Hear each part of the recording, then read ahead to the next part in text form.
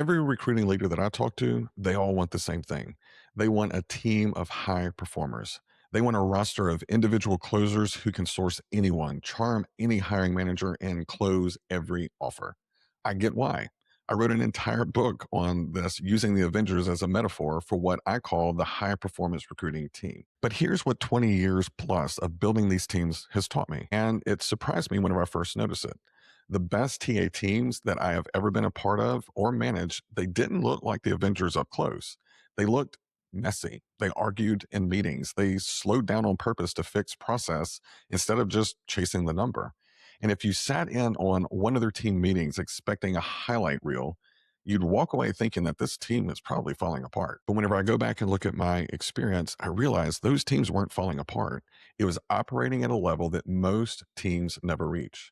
And after studying what separates those teams from everyone else, I found that there are 7 traits that show up again and again in high performance recruiting teams.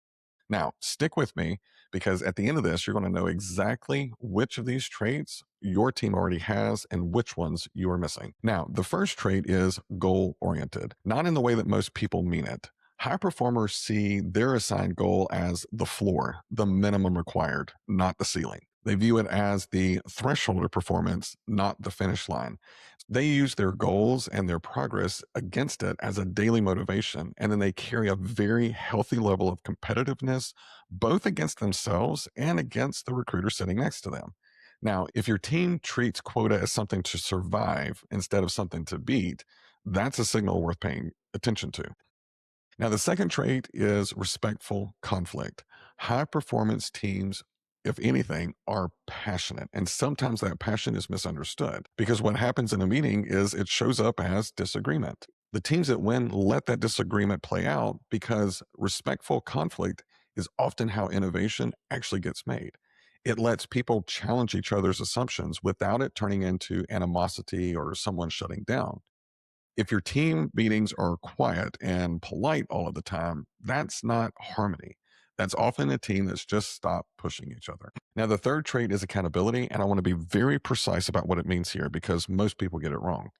Accountability is not about assigning blame whenever a wreck goes sideways. It's a culture that allows for mistakes to become opportunities to learn and improve. It means owning the work that you're responsible for, owning the decisions that you make inside of that work, and owning the outcome, whether that outcome is something to celebrate or something to fix. I have found on high performance recruiting teams, accountability drives innovation. Now, the fourth trait is grit. Grit is a passion plus perseverance toward a long term goal.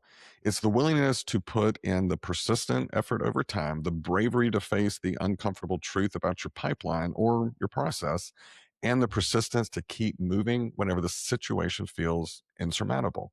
Grit isn't just about surviving in a very hard stretch or a hard job search. It's actually thriving in it.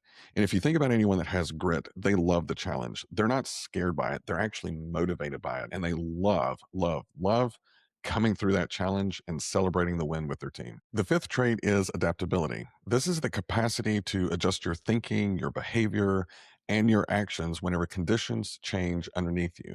And look, let's face it, in recruiting, conditions constantly change. And unfortunately, AI has only scaled that. The market is shifting. Hiring managers change the requirements halfway through a search. Adaptability means that you don't just react to it, you proactively look for the opportunity inside that change. You run toward that change. And if I had to choose one of the 7 that I consistently hired for, it was the 6th one, which is intellectual curiosity. These are the recruiters who just don't take anything at face value, but in a good way. When a rec is taking too long, they don't shrug and say the market is tough. They go looking for a root cause. They peel back those layers until they understand the real angle before they commit to a solution. That curiosity is exactly where problem identification and innovation is birthed.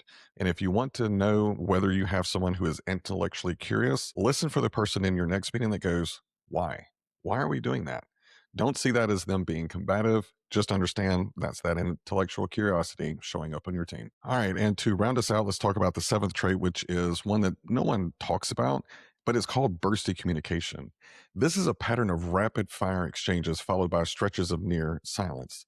You'll see intense bursts of activity, fast messages, fast decisions, real time collaboration, followed by silence. Now, for some leaders, this bursty communication really drives them crazy. But for high performance teams, remember, they are intellectually curious. They're also driven to get things done and they have grit. They have no time to sit and just do miscellaneous chatter on an instant message or in a meeting. They want to get in, get their information, and get back to accomplishing their goals. It lets people work independently in quiet stretches, then come together for a focused burst when they actually need each other. So, if you're a leader who expects constant communication all day long, you might be killing the exact rhythm that makes your best people the most productive. Now, here's the thing about all 7 traits: none of them show up because you hired the right person and hope for the best. They show up because of the environment a leader builds around them. I call that the difference between high performance traits and high performance environments. You can have a recruiter with all 7 traits sitting inside of a team that crushes psychological safety, punishes disagreement, and then on top of all of that, they demand constant communication. Now, that will make the recruiter go quiet within the first 6 months and go from being a high performer to someone that's just struggling to survive. So, if you are a leader watching this, the question isn't, do my people have grit? The question is, have I built small tactical teams with real autonomy? Have I created a place where respectful conflict is safe?